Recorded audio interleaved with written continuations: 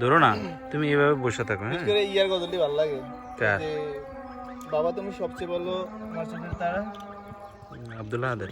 আব্দুল আহাদ নি এটা? এটা তো আমার লেখা।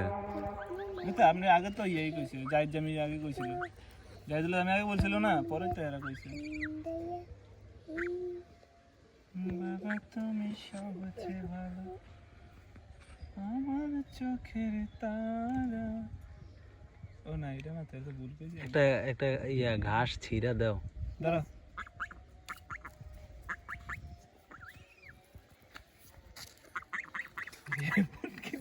ফুটকি